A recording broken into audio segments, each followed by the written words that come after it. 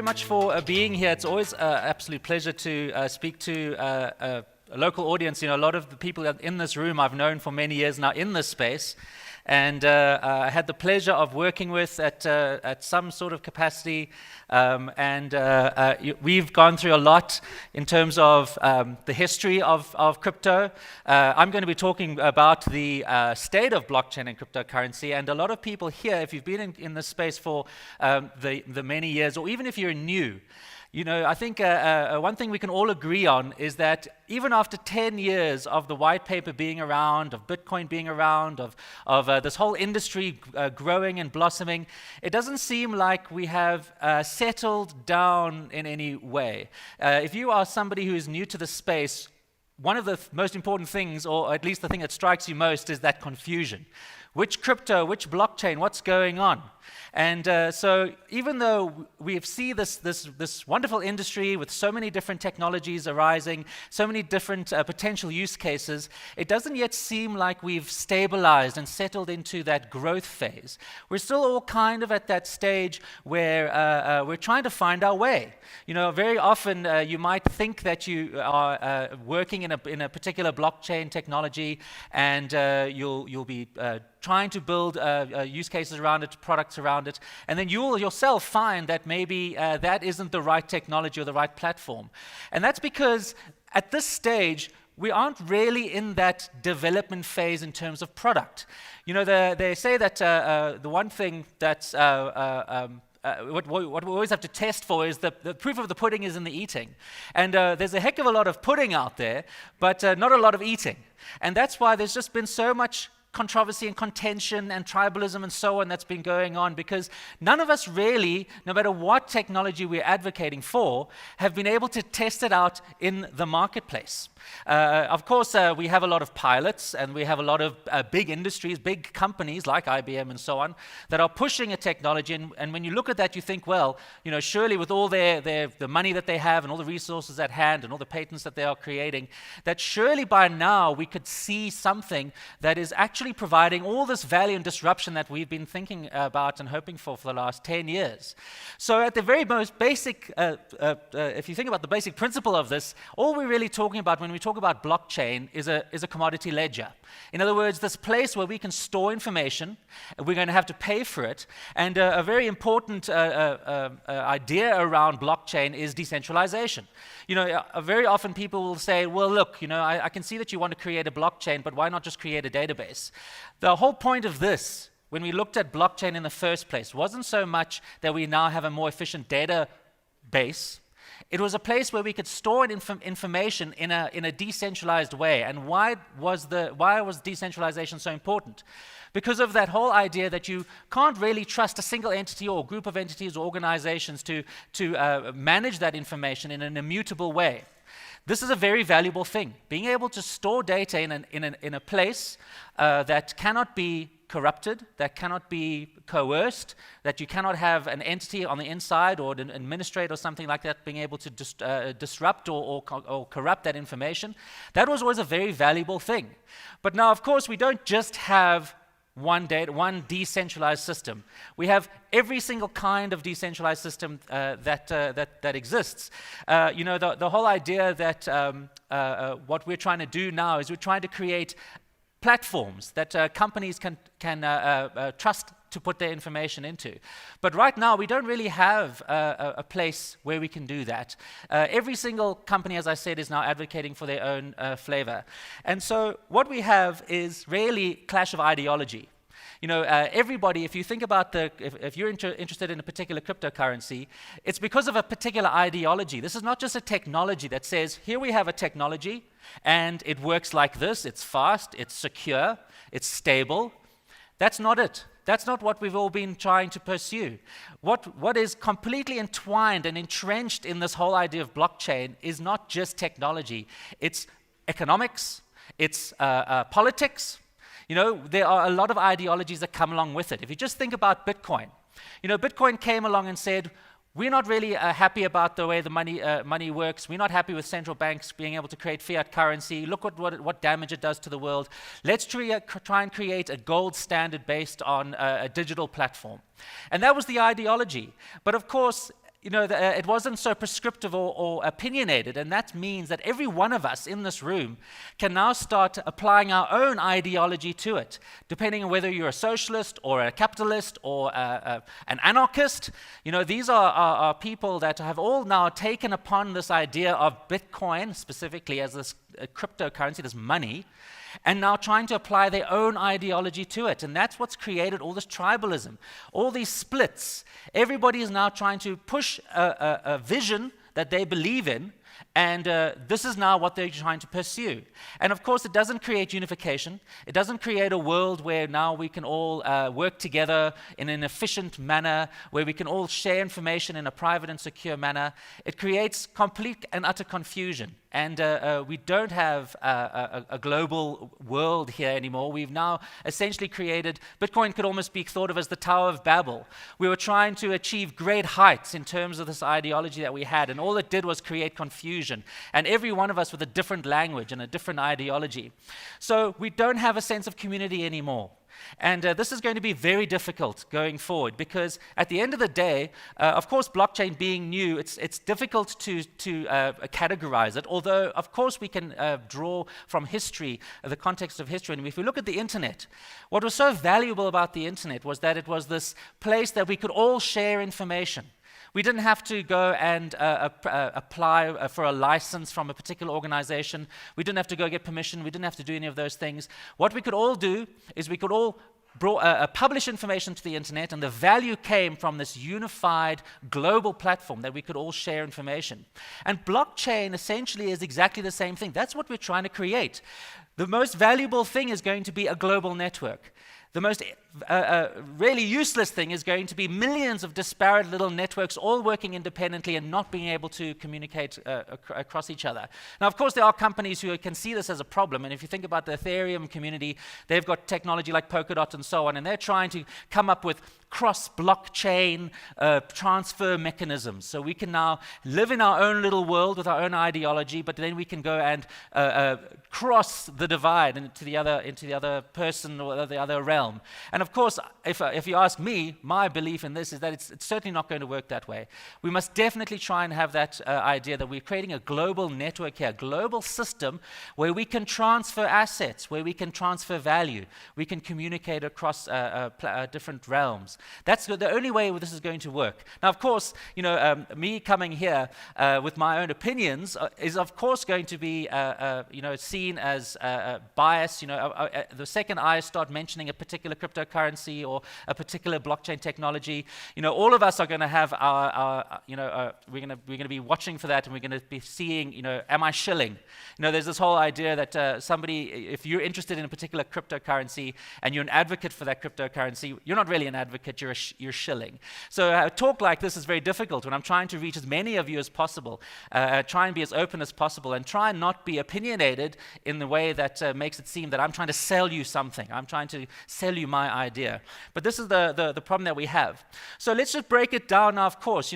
We've talked about this general notion of blockchain, but of course there's two different aspects, there's two different things here.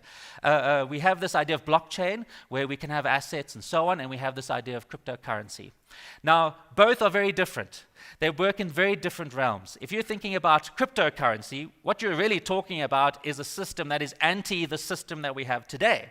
And who controls that system? Well, we have our central banks and our government. So cryptocurrency is always going to be a very difficult thing for us to try and deploy, try and motivate as a safe option.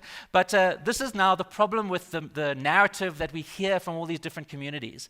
They are very strong. If you think about Bitcoin, I'm going to focus on Bitcoin specifically. That's the realm I work in. I like Bitcoin, but Bitcoin is the original where it all came from. So, and also it sort of is a very generic term right now.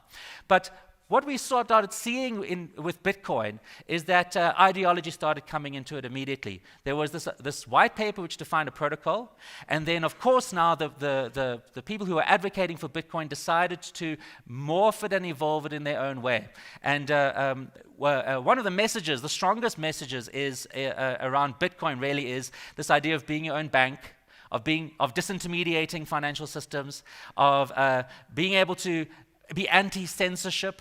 You know, this whole idea that if you want to spend some money to somebody, no one can stop you. No government can take your money. And that narrative has been incredibly destructive.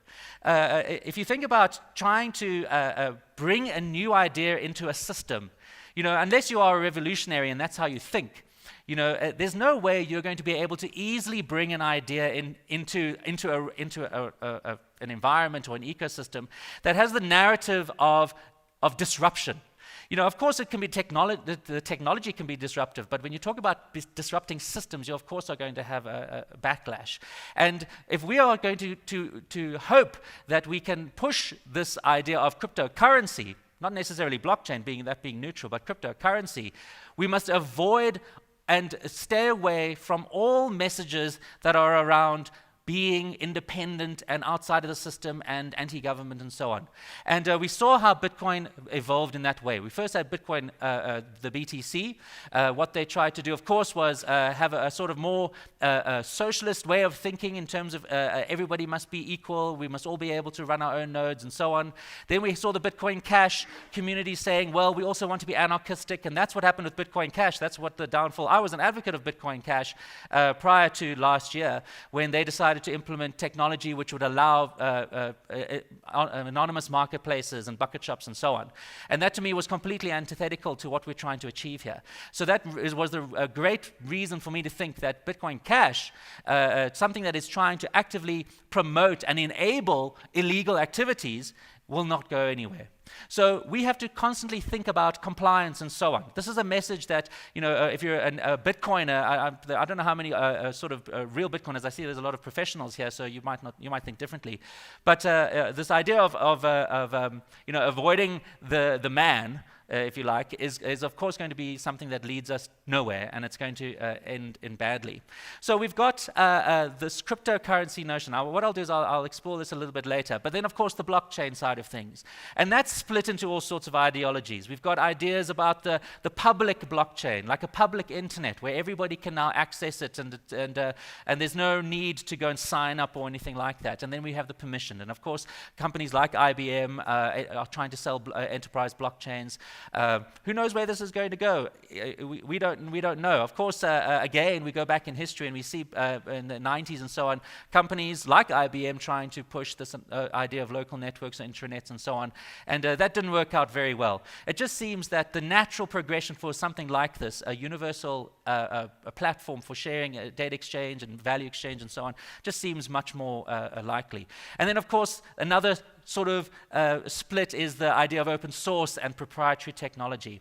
You know, Bitcoin was always famously open source, and in fact, one of its problems was that there was no leader, which meant that it was very difficult to really move in any direction. Not that I think that's a bad idea, but of course, when you have something that is open source and not really having somebody who's governing that or a company that's running that, it's difficult to decide how to evolve something.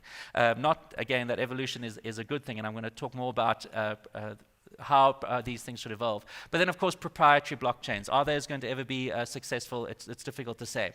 So one thing as well, when talking about cryptocurrency, now, I'm going to say a few things here that might, if you're an advocate for one of the things I'm going to speak against, you might think, again, I'm shilling or I'm, you know, just being a hater. You know, again, back in time, Bitcoin, of course, wasn't the first digital currency. There were many. And we have now, in this space, this idea that we have this transparent ledger. Remember that blockchain is supposed to be all about transparency. That doesn't mean that it's not private, but what we see now is that there are cryptocurrencies out there that are trying to push the anonymity agenda. You know, like if you think about Zcash, Monero, and so on. Are there any Zcash, Monero people here? Okay, you haven't admitted it. So again, if we think about a currency that is going to be adopted, if it's going to be accepted, if it's going to be something that merchants can use, that we can pay our taxes in, that government is quite happy to allow to exist, there's no way that we're ever going to see a world where anonymous currencies are allowed to exist. And I'm not just saying this because I'm personally anti this sort of thing. There have been digital currencies in the past. There were anonymous currencies in the past, like eCash and so on. They ended. They were shut down.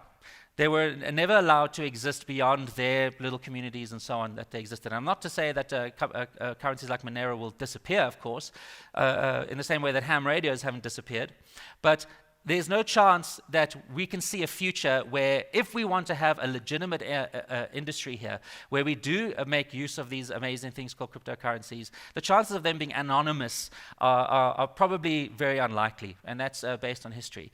But it doesn't mean that privacy is not allowed. Of course, privacy is very important, and all currencies that exist should be private. And a transparent ledger, this is the wonderful thing about transparent ledgers and pseudonymity, is that they are private. But if you ever want to be audited, if you ever need, not want to be, or need to be audited, if you need to make a account for your transactions and so on, it's very easy in a transparent ledger to be able to now expose your addresses and so on and give that to an auditor and allow them to do whatever they want. And of course, if you think about SARS and so on, what are they going to be more likely to accept and so on is a transparent ledger.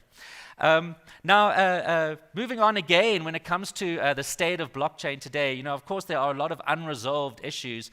And when we talk about the decentralizing aspect, we talk about we all know about this thing called mining, and there's big enterprises or companies or even individuals that have massive machines and they're busy mining.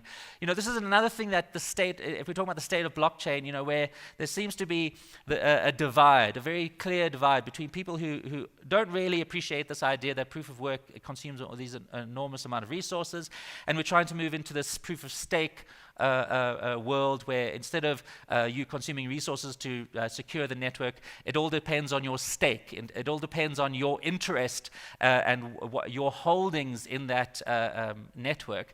The idea there is that if you have a greater stake in a network, you have more interest in making sure that it's secure and so on. This is going to be something that plays out. Of course, we haven't had the opportunity to see it in the wild.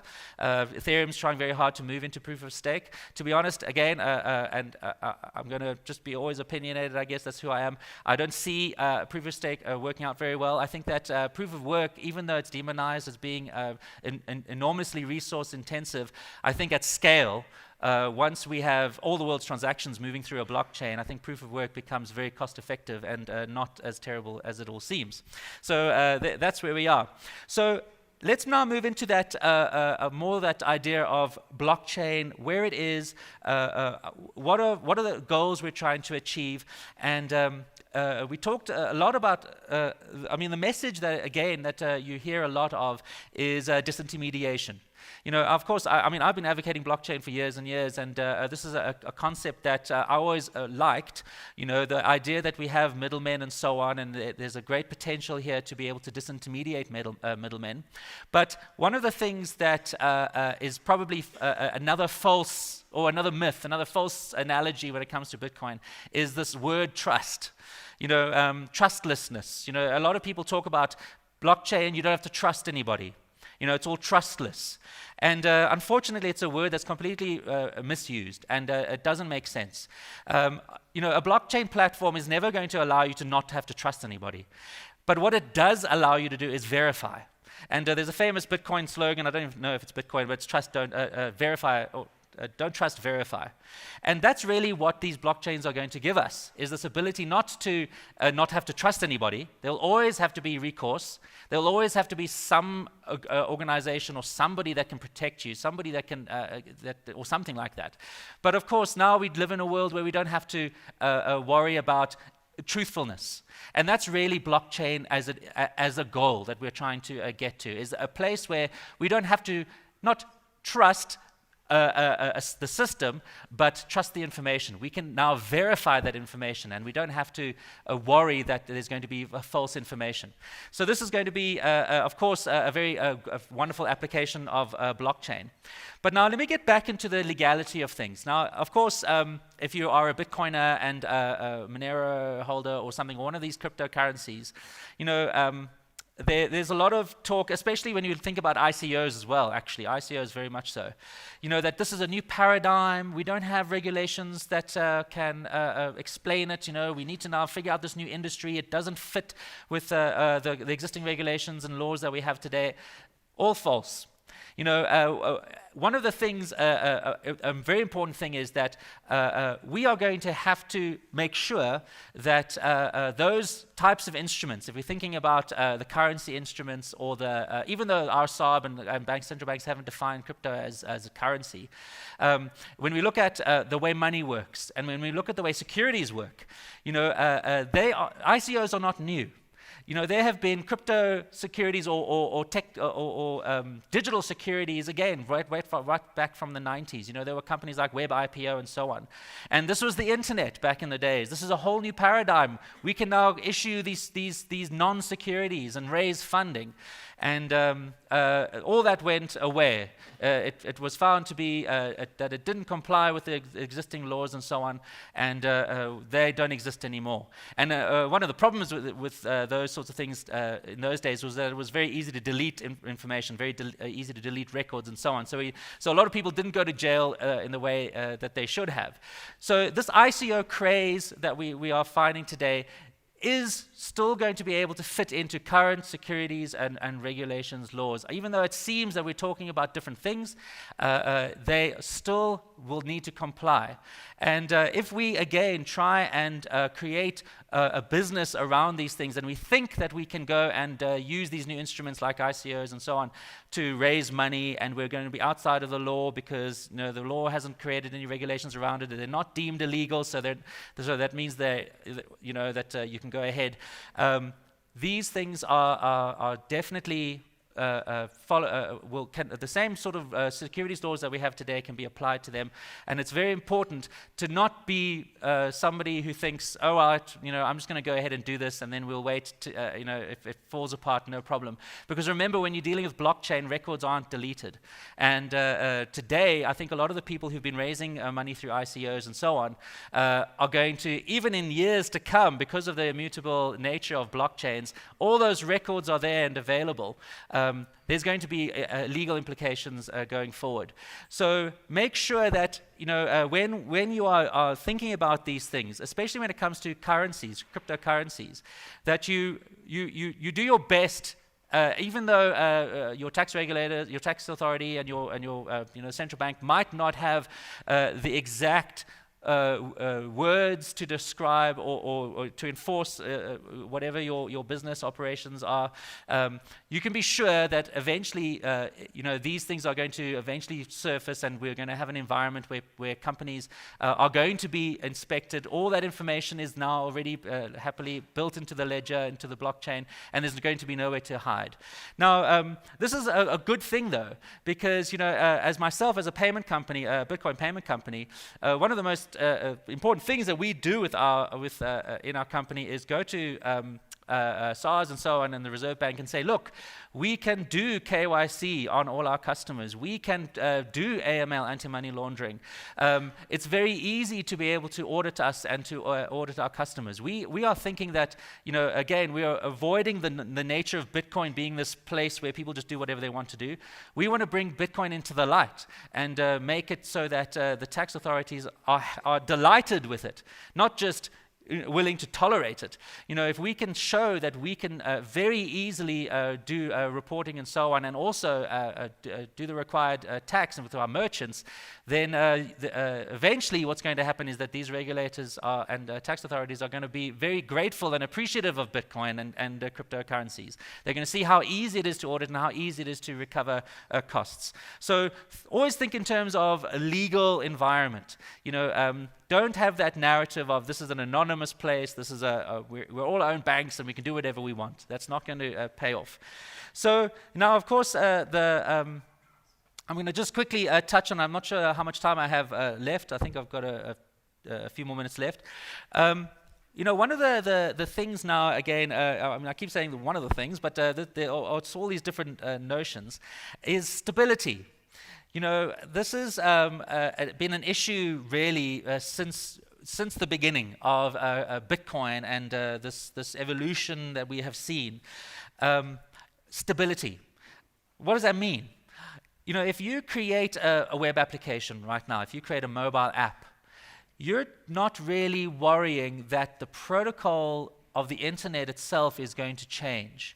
And you're going to then have to start tweaking and fixing and maintaining and patching your software. The internet is a protocol.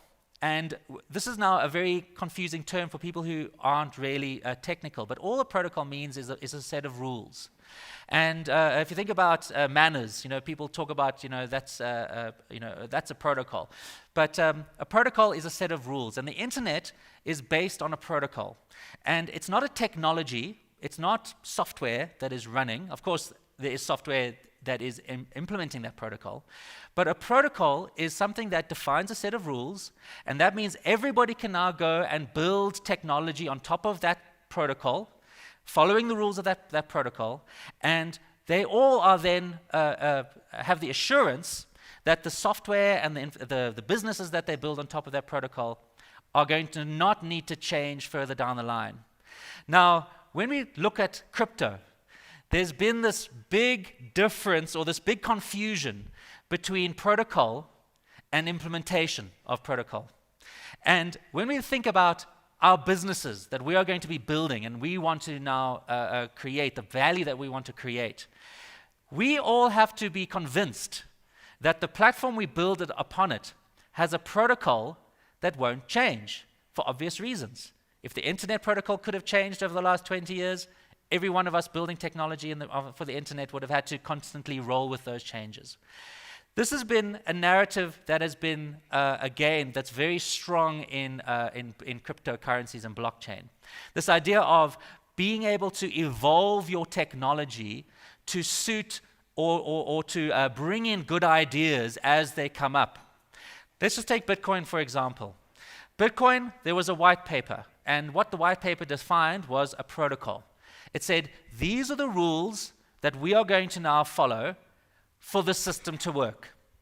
And what happened is that the developers of Bitcoin, a particular group of developers of Bitcoin, they said, this doesn't make sense to us.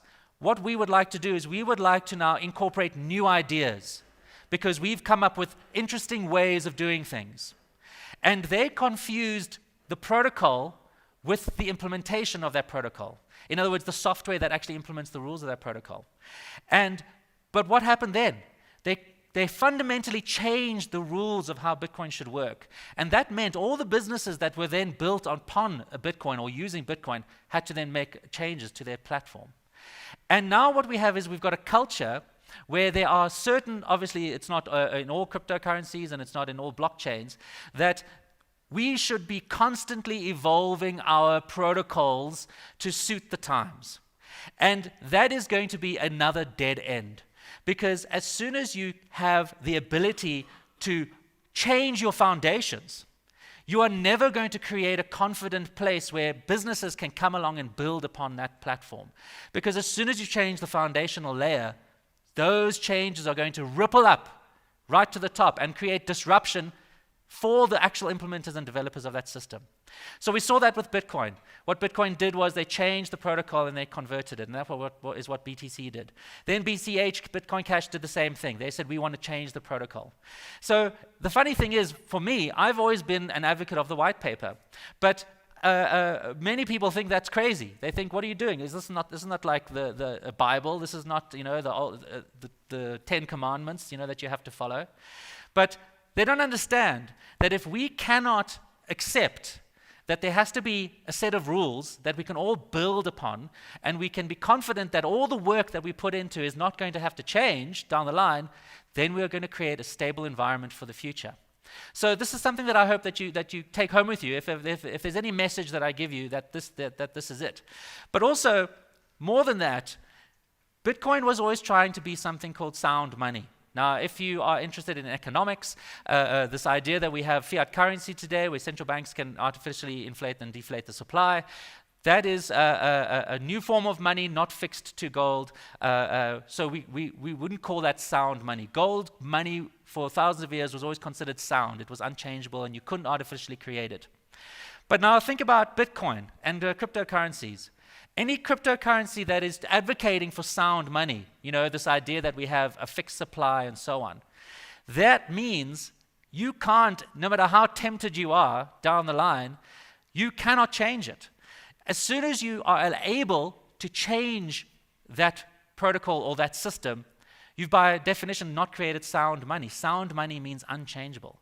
And with Bitcoin, we have these advocates who are saying, no, we're trying to create sound money, and it all is around supply. That's not what creates sound money. It's not just about supply. It's about the system itself. So again, if you're thinking about this in terms of sound money and a new financial system, but you also agree that protocols should be changed and it should evolve, you have a contradiction. And you're going to have to try and reconcile that contradiction. Okay, so stability. The blockchains going forward into the future have to be stable. They have to be thought of as the internet, like internet protocols. What does the future look like? This is my last thing. Well, you know, a lot of us have good ideas. A lot of us are business people. A lot of us are developers and so on. The future is going to be market-driven. You know, as long as you're creating value and you're creating stability and you're creating a place where people can come and build and tech and so on, that means you're going to create an environment that is going to flourish. And of course, a lot is going to come from not just the consumers in that market, but the regulators of that market. So by having the sense that you are going to be trying to fit in to whatever regulatory environment there is and trying to even self-regulate, preempt regulation, great. And as long as you're creating products for customers that are valuable and you're building it upon a system that is stable, you have the recipe for something that is going to last into the future. You know, whether or not it is superseded by another one, of course, that's difficult to say, but competition is what it's all about. And us as professionals, you know, we thrive on competition. Patents. You know, a lot of people think that if you patent technology on a blockchain, that you are sort of going against this ethos of, no, this is all open, this is all free, everybody should be able to have free access and so on. Patents are going to be very important, and I know IBM and a lot of companies are patenting a lot of technology, not in the blockchain, not necessarily on the protocol platform, but ideas around it. And this is going to be a very important place. You know, if you have good ideas in terms of how to use blockchains and so on, think about patents. You know, it's standard business, you know, procedure. It's a valuable thing to do. So don't, again, and I'm bringing this up because, you know, the narrative around these cryptocurrencies and blockchains is all that it's free and open and so on, and patents are bad and evil. Of course, I don't think so. I think that it's very important as a industry for us to be able to have property rights and so on. And then specialization. You know, right now it doesn't seem like there are little places where specialization can occur within blockchain, but blockchain isn't just this, it seems very monolithic right now where you just have miners and then you have a network and that's all. But what's going to happen now is that, and I already see it in the industry, is that even the functions of miners are going to start being a specialization. There'll be industries that all they do really is calculate a proof of work, if it's a proof of work system. There are going to be other companies and industries that store information about the blockchain and index it, and that can easily be used where people can now, you know, you can access and you can consult and so on. So there's going to be a lot of specialization, small companies, small areas of this technology where specialization is going to occur. It doesn't seem like it right now. It just seems like you have a data center and that's it. Of course not. You know, this is going to be able to be broken down into its little constituent parts, and there'll be wallet providers, there'll be payment processors, and so on. And when I say there will be, they are. I mean, we're a payment processor. So that's kind of, I think, all I really wanted to talk about in terms of the state of blockchain. It was just some ideas in terms of how we should think. Of course, it's a very exciting space, and I'm very excited about where things are going. And I hope that we get a lot of value, especially, I'm sure, from this conference. Thank you very much. Thank you so much, Lorien. Just we have a couple of minutes, so I want to see if there are any questions for Lorien. He shared quite a lot of opinions about different things. So are there any questions? We have time for a question or two before our next speaker. There's some roaming mics, so if we could just get them to these. Yes, in the back there, and then we've got a question up front over here. Hi, Lorien. So do you think that there'll just be one network to rule them all kind of thing? Yes, okay, so my opinion about all this is yes. I think that... Just to make sure, the question was, I don't know if the mic was on, will there be one network to rule them all? So in my opinion, that I do think so. I think that it is far more valuable to have a single network than a multitude of little sub-networks. I'm not saying that they'll all disappear, but I think that there'll be a dominant network that will cover the world, and it will be used for everything. It will be used for smart contracts and assets, even currencies, even government currencies will be issued on a blockchain, on that blockchain. So we can have rands, that are issued on a blockchain. So I do think so. Peter. So just a comment then. So if this one network to rule them all is going to have smart contracts on it, obviously it needs to support smart contracts. Just a comment. My question is more, you made an interesting comment about Zcash and Monero. Now, one of the most prolific forms of payment for the last few hundred years anyway has been anonymous cash. So no one KYCs you when you pay cash, no one does AML on you. You can have a couple of $100 in your bag when you go overseas. No one checks where it came from, no one checks who you're paying it with. And the beauty of cash is that it doesn't actually have provenance. So they say that every sufficiently old $20 US bill has cocaine on it, they can test it. So it's been in someone's pocket who's had cocaine in their pocket. So for most of us, that would be someone who was maybe a bad person. But we don't want to know that. We don't want to know any of the story. We just want to know that this $20 bill is completely fungible with another one. Now, the problem with Bitcoin and its provenance is that they're not actually fungible. Your Bitcoin could have been in a bad person's wallet at some point, and we can prove that. And now you're holding tainted Bitcoin, whereas I'm holding freshly minted Bitcoin, which is clean and has never been touched by bad people. So do you not think that there will be something in those anonymous protocols that will be helpful in terms of defining a more fungible token than something that has just the history of its entire life linked to it? So, it's very important to note that when we talk about fungibility, we're actually talking about a legal issue. It's not something's fungible not because it has no trail and it is completely distinct from something else. It has no provenance. It's a legal thing. Fungibility is defined as a legal issue. So let's say we do have a provenance trail from an illegal transaction or so on right down into your pocket. It's not that because we have that trail that now it's not fungible and now you are holding illicit goods. You would be allowed to hold that money because of a legal requirement saying that you acquired it through legal means and so on, and now it is fungible. So fungibility is not about us not knowing the provenance. It's a defined concept in legal terms.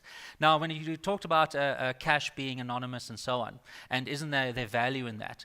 Well, yes, of course there is value to that in terms of a cash transaction, but when we're talking about digital payments and so on, it's not so much that we think to ourselves, when we go and buy something, we hand over the money and then it's done. We want recourse. There needs to be an audit trail. There needs to be the ability for me to say, I paid you something, I didn't receive my goods, there's the transaction, there's my signature on the transaction, I now, you now need to, recompense or something. So anonymous cash doesn't actually help anybody. It doesn't help the merchant, and it doesn't help the payer. So even though we think that what we're trying to do is trying to create a cash world where people are free and independent and have the ability to make payments in a private way, that is conflating two different issues here: anonymity and privacy. You can be private with a Bitcoin payment or something, but anonymity is not going to be something that either party or any regulator or tax authority is going to appreciate. So, to me, I would rather have a private transaction than an anonymous transaction if I was a merchant and if I was a payer. And I would rather, again, fit with whatever laws exist. And I can assure you, and I'm sure you know this, that the idea of an anonymous cryptocurrency is not going to sit well with any regulator that I've ever met. So what we have to do now is we have to think, how can we, have all the benefits that we want, this ability to be private, but then have the ability for recourse? And the only way you can do that is with a transparent ledger. Thank you so much.